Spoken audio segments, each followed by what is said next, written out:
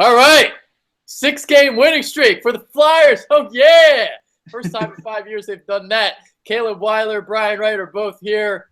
Oh, my God. Steve Mason, another incredible performance last night. 42 saves. Jake Voracek, the winner, with 8 seconds left in overtime. 3-2 victory over the Panthers. What can you say? They're ruling Philadelphia right now. Yeah. Steve Mason or Steve Basin? You know, we got to love him right now. He's totally taking over that number one spot in net with Michael Neuwirth gone. I've been absolutely loving the play of Mason. He got the first star of the week last week for the NHL above another goalie, Martin Jones, who had better stats than him. But Mason, carried the team with 4 wins last week. And without Steve Mason right now, this team is not in the position that they're in right now. So Jake Voracek also killing it yesterday. He hit the post a couple times, missed a couple shots, broke a couple sticks, but came through when it mattered. So it was a great game all around by the Flyers. It's nice to see a Philadelphia team that can actually win some games. We've had some struggles here with the Flyers, with the Sixers and the Eagles struggles. So the fact that the Flyers are playing really well bodes well for the future, and you could see the team's confidence just growing. And Steve Mason, man, that guy is when he knows he's the number one guy, he's fantastic. And you saw last night Jake Voracek just continue to work hard. I think he finished with 12 or 13 shots on goal before finally getting the overtime winner. Just this team's confidence is growing, and I think as long as they can keep their heads on straight, good things are ahead. Yeah, I mean, it's incredible when you look at the standings, considering how inconsistent this team was earlier in the season. Now, granted, they played 28 games, but to be only 2 points behind of Pittsburgh is pretty astounding to me. You're only 4 points behind Montreal for the Eastern Conference lead. What does that say about this team? It shows that the team is resilient. They haven't been playing well early in the year, and Michael Neuwirth and Steve Mason were battling for that number one spot when Neuwirth went down, and Steve Mason has really grabbed the bull by the horns with that. And with that, the Flyers have just been playing a lot better in front of him. I mean, you don't really want to give up 44 shots in a game. That doesn't really say too much about team overall defense. But they did play well when it mattered, and they got the W. They got the 2 points out of the game to throw as many hockey cliches in there as I can. And, the way they're playing is really well, and they've bounced back in games, and now they've bounced back overall in their record. They're 5 games above 500, and like Brian said, the sky's the limit if this team can continue their stellar play. It's really nice to have a team that's winning, like we said, but it's on a different level when they start winning consistently. I've been waiting for years, probably since they went to the finals in 2010. I've been waiting for this team to ascend back to the levels that we saw maybe in the, I don't know if I think, Adrian, you're around my age. The level of the Flyers played in the mid-'90s when they had the Legion of Doom. Those teams consistently dominated the Eastern Conference. Now, this team is not there, but I'm hoping with Hextall's guidance, and you can see their confidence growing, that we might be able to get there sometime in the near future, next couple of years. Yeah, I mean, we know that they could score a lot of goals. They got a lot of offensive weapons. Just on the defensive side, they just don't have it right now. But he's posting these ridiculous save totals. 42 saves last night. That's just ridiculous. So the question I have for you guys is, can he sustain this type of play with the defense that's in front of him? Yeah, that's a tough question to answer because there's a lot of discussion about whether Steve Mason can technically be elite or not, and it's kind of hard to discuss elite. Is he a top 3 goalie? No. I mean, you have Carey Price, you have Braden Holtby, Ben Bishop, Andrei Vasilevsky, who's a young guy, Matt Murray. They're probably going to round out somewhere in the top 5, pushing Steve Mason out of there. Is he a top 10 goalie? I would say absolutely. I think for any goalie, it's hard to sustain saving 40 shots a game. I mean, even goalies like Carey Price, they have a stellar defense in front of them, headed by players like Shea Weber. And the Flyers' defense is headed by, a 19-year-old and Ivan Provorov. And while it's great to see him developing, the fact that our best defenseman is 19 years old kind of speaks volume to the rest of the defense score. So as much as I love Steve Mason, I think there's a chance that if the Flyers keep letting up, 40-plus shots in games, eventually it's going to come back to bite them. So they really got to shore up that team defense. But if Steve Mason keep playing the way he's playing right now, doesn't matter how many shots they let up. They just got to score 2 or 3 goals a game, and they're going to keep winning. Yeah, the allowing 40-plus shots a game is really not a good thing. They have a young defense, and as you saw yesterday in the game against Florida, Ivan Provorov, in his 28th game of his rookie season, has already ascended to probably be the best Flyer defenseman. He made an incredible sliding block on a 2-on-1 yesterday that I don't think too many other defensemen on the team will make. He's great with the puck. His vision is outstanding. Ever since that game against Chicago, he has really bounced back. But to get back to Mason, I think he can sustain it. I think as long as he knows something goes off in his head when he knows he's the number one goalie, that just sets his mind right, and he knows he's going to get plenty of action, and he steps it up. Granted, he's got to do it in the playoffs, but I think he's got real potential. And NHL 17 thinks he's an elite goalie because they have him rated as an 88. So we have that going for us. All right, so Caleb kind of gave his ranking where he thinks Mason is among all the goaltenders. Where would you slot him, Brian? That's a good question. I would put him in the top 10. He's not in the top 3. You've got Price, Murray is very good, Holtby. You could make a case that he's right up near like a Yarrow Halak, but I would say he's definitely in the top 10. And if you look at the graphic that CSN put up last night, another interesting caveat, he is, I believe, 4th overall now in all-time goaltender wins in Flyer history, which doesn't say much for the last 30 years of Flyers goaltending, but still. It's probably more than that than it's actually sustained excellence. No, he's only got a couple hundred more to catch Ron Hextall, right? Yeah. He's got 87. Hextall got 240-something. All right, so last question of Mason before we move on. So what happened that he was letting up these softy goals earlier on in the season, and now all of a sudden he looks like Ron Hextall out there, basically?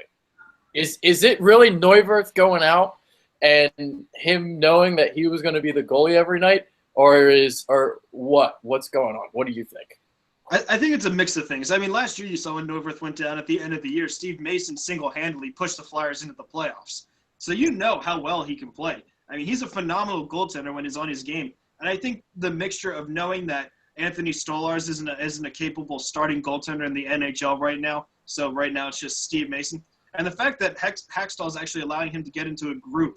Earlier in the year, it was like, well, is it Neuwirth? Is it Mason?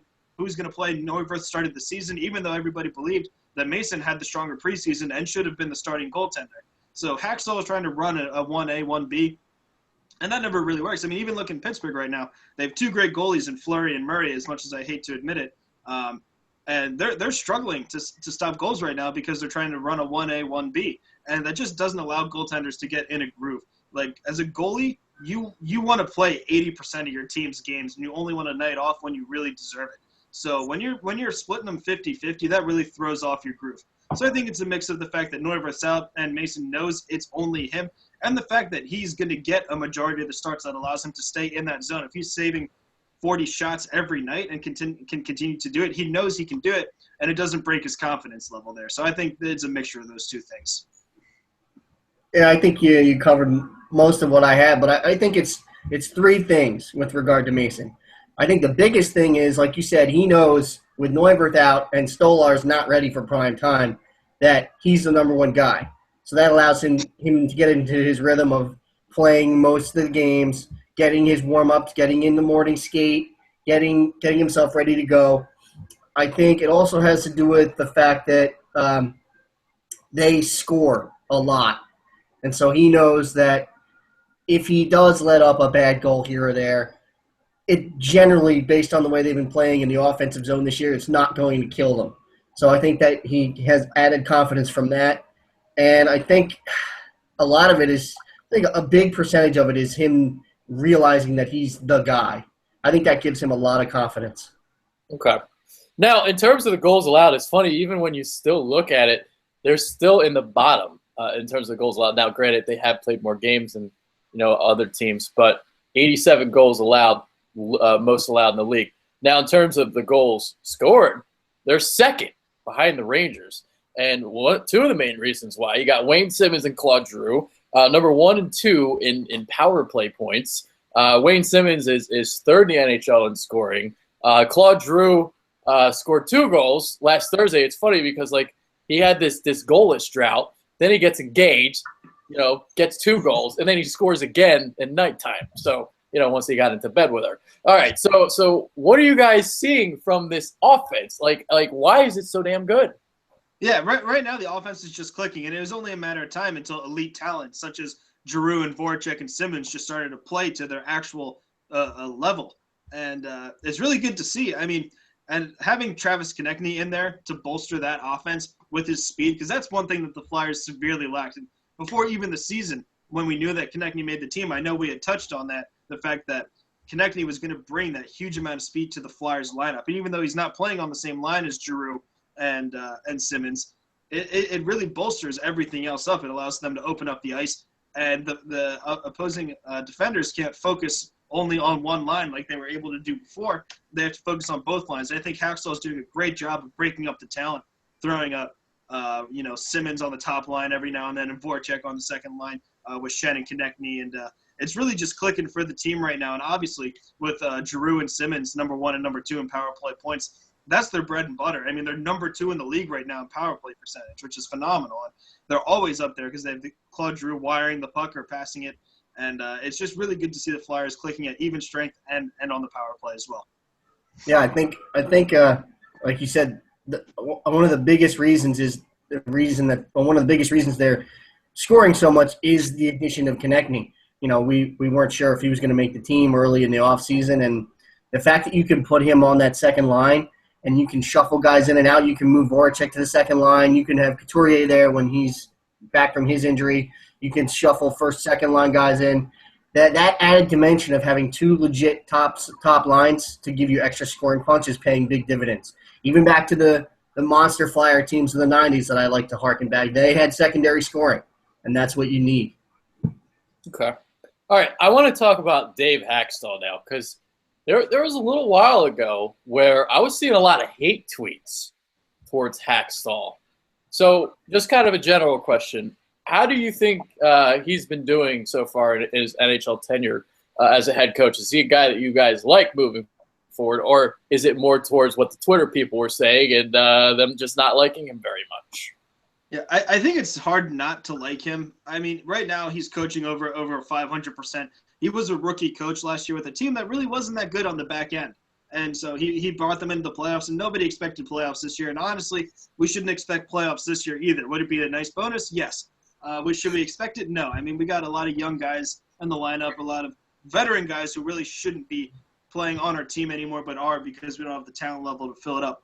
And so I think he's done a good job. There's some questionable lineup roster moves, such as keeping Van de Velde in the lineup, but he's been playing better recently. I know he said Gudis, but I think that was more of a just to get his legs underneath him after the injury type thing.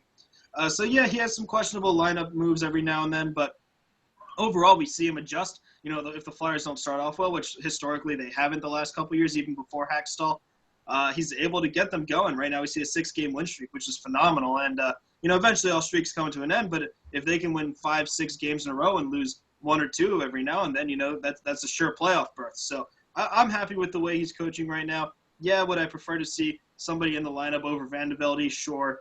But with the injuries plaguing the offense with Reed and Couturier out, you're kind of limited. So I like what he's doing. I don't think we should make any changes in regards to that. And moving forward, I think he'll be the guy.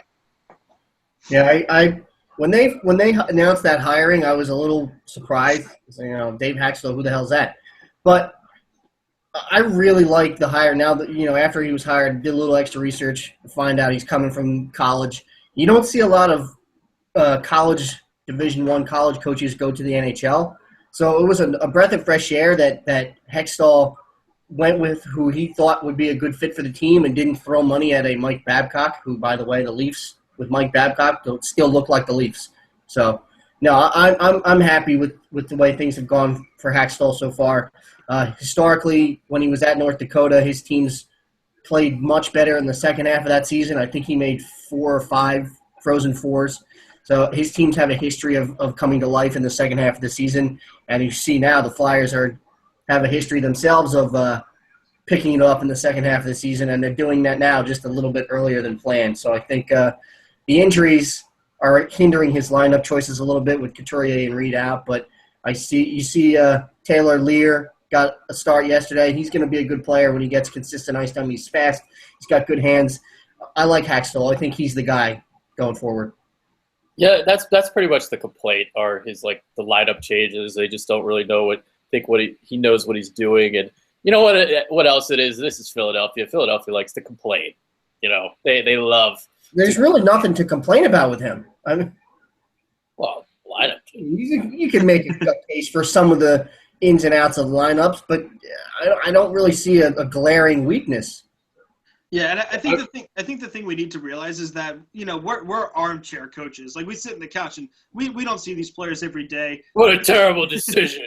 We don't see how they practice. We don't see how they interact with the other players. Maybe Chris Mandevelde is a great locker room guy and he brings up the morale of the team. We don't know that. All we see is his contribution on the ice. So as much as we don't like Chris Mandevelde because he is what he is, he's a fourth line grinder who's going to score 5 goals a year.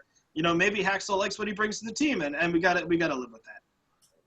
Yeah, you need some grinders in there. You do. We need a John Scott. We'll see what decision he makes tomorrow when Gudas is back.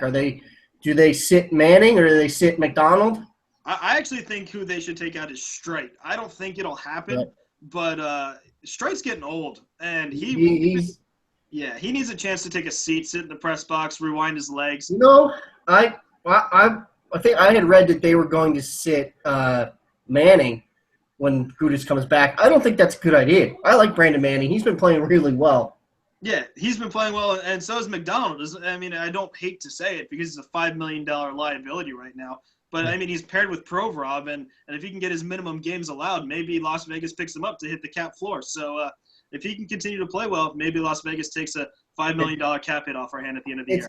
It's interesting you mentioned McDonald because you see in these games that they've been winning, it's usually when you pair the rookie with the veteran makes the rookie better, but it seems to be working the other way.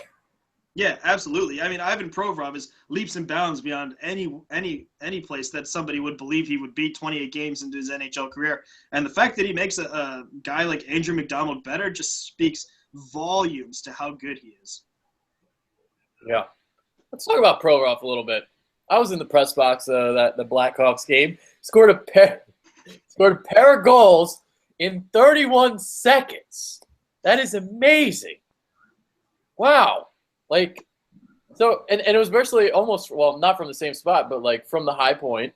Mm-hmm. The slap shot was wow, unbelievable. And then the place comes unglued when the wrister goes in. So it was 1-0 Chicago after the first period, even though the Flyers had a bulk of the shots. And then the second period comes around, he does that, silences all the Blackhawks fans in attendance. Yeah, that was phenomenal. That was awesome to see. It's just cool to see rookies do that. I'm pretty sure he set a Flyers rookie record for least time in between goals scored and an NHL record for rookie defensemen in between time goals scored, which is really cool. It's cool to see that. We haven't had really something to cheer about in Philly sports in a very long time. The fact that we have a bunch of rookies coming up this year, and I know Carson Wentz, hasn't been, people like him, and I think he's going to be a great quarterback, but after a 3-0 start, he's kind of been a bit of a letdown, and Ivan Provorov's been the other way around. He started off pretty poorly, had that awful game against the Blackhawks, like Brian had said earlier, and now he's killing it. He's putting up points. He's playing defensively. He's drawing penalties on wily veterans like Yager, and he's just been phenomenal. In his last 10, 12 games, there's nothing bad I can say about his game, which speaks volumes to the fact that he's a 19-year-old anchoring a Flyers defense. It's just awesome. And you can see Haxtell's confidence in him growing. Because I think he's right behind Gostisbehere for the lead in ice time among defensemen. I think he's within 5 seconds of him. But he was out there in the 3-on-3 yesterday. And you don't see that very often. And I know we're kind of jumping to conclusions because he's only 28 games into his career. But if he doesn't have a major dip or a sophomore slump, this kid is going to be your top defenseman for a decade. At least a decade. Yeah. What are you guys seeing different from him now than opposed to earlier in the season? Because he was struggling coming out of the gates. Yeah, I think you just see confidence. The NHL game takes so long to adjust to. Obviously, I don't even know what I'm saying because I've never played the NHL game. But just from what you see, you see these kids coming into the NHL, and it takes a while to adjust. And and sometimes an adjustment period is a year or two, and sometimes for Provorov an adjustment period is 10 to 12 games. And you just see the fact that he knows he's making good plays, and the fact that if he makes a mistake, he knows that someone's going to be there to back him up. And you just see the confidence level growing. And for a 19-year-old who's, being relied on to play that many minutes, to play that many important minutes on the ice, the fact that the confidence that he has from his coach and from his teammates, I think that just boosts his confidence even more. So I think that's what's really pushing his game to the next level right now. Yeah, it's all confidence with him. The low point was obviously the Chicago game. So it's confidence on two fronts. It's confidence in his own game, and it's confidence from the coach to keep putting him out there. Because you see he's got the talent. It's just a matter of taking the 20-some games that he's had. Because he's coming from junior hockey. The Brandon Wheat Kings is not the Philadelphia Flyers. It's just taking him a while to adjust to the speed of the game. So where he's got to quicken his decision making, and he's been able to do that thus far. All right, last topic before we head out. Might be the most important news that we've heard over the last couple of days. The Ghost Bear Ale. Oh. The Ghost Bear. Shane Goss's Bear has his own beer. Now he's not affiliated with it, but it's an ale in an orange and black can. There's a Ghost Bear on it. It is awesome, and I can't wait to try it. I'm sure it's delicious. Yeah, so I actually work in Conshohocken, about 5 minutes away from the Conshohocken Brewing Company. Do you? So I can hook everybody up with a case or two. So. Because Brace lives right up the street from this brewing company. We filmed the verdict today, and dude, I didn't know you were right there. Yeah, right up Ridge Pike, right up Main Street, turns into Ridge Pike before you hit Plymouth Meeting in Conshohocken. Down that way, I'm like, I should meet up with you for lunch. I'm like, I was right there today. Oh, you should have. Well, now you know. Next time. Well, now I do. Now you do. Yeah. I didn't know that existed. I'm not much of a beer drinker, but I might have to try it. Oh no, it's actually a law that you have to drink it. Yeah. So I'm gonna shove it down you're gonna beer bong it. So I want it just for the can. And to drink it. I don't like beer either, so I'm in the same boat as Brian. Oh, okay. So you guys are pussies. I love beer. I got Ecto Cooler cans. Does that count? Okay, now we're going too far. No, actually, that's pretty cool though. Ecto Cooler, hell yeah. Yeah, right. Yeah, but hey, man, I love me some ales, dude. I love me some beer. I'm a big beer guy. Give me I've been sipping on the Mad Elf for the last couple of weeks. Like, oh, so good. 12% too. So you're fucked. Said I wouldn't curse anymore, but you're yeah. You got drunk as shit off of only need a couple. Is it that Treg's Mad Elf?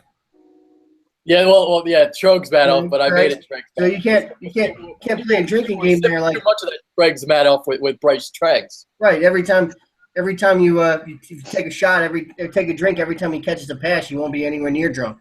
No, not at all. Actually, but if you drink a Mad Elf, you might. You're like, that shit does damage. There you go. Yeah. Hell yeah. Yeah, so that pretty much ends it for this show. We got any final thoughts before we head out? I'm just excited for the Flyers are right now. I mean, they have another big game tomorrow, and it's going to be huge. I mean, I'm assuming Steve Mason is still going to be the starter at net. I assume he's going to continue his stellar play. I think we're going to see more great things from the likes of Voracek, Provorov, Simmons, and Drew. I think they're going to drive the play. Eventually we'll probably win a game, lose a game or two, but you can't really be mad. They won 6 games in a row. All great streaks come to an end at some point. So I'm excited to see where the Flyers can go before the year ends. Yeah, I think they're headed in a good direction. Even in a game, a mark of a good team is even in a game like last night where they gave up 40-some shots and they got absolutely dominated in the third period and they still managed to win that game in overtime. That's the mark of a confident, good team. So I think we're looking at good things coming up in the future here. And I know our friend Adrian here is a big Temple guy, so if I was a trumpeter, I would play taps for Matt Rule. Oh, I don't want to get started on Matt Rule. I was so depressed. So depressed. It's been the worst week ever. First, the Eagles get blown the fuck out. And then Matt Rule. His rule ends in North Philadelphia, so he's gone. Like, I have tissues to buy. You know, there is one thing to be happy about, and we're talking about them. The Flyers. Yeah. They're kind of flying under the radar right now in Philadelphia. That wasn't a good one. It was like a 5.2 out of 10. That's why you get like an all right rim shot. If you give me a better one, I'll give you a good one. Yeah. All right, that's about it for this show. Caleb Weiler, Brian Wright, I'm Adrian Fedke. Wow, an elongated version of a Flyer show. We went like 25 minutes. We're out. Peace. Peace.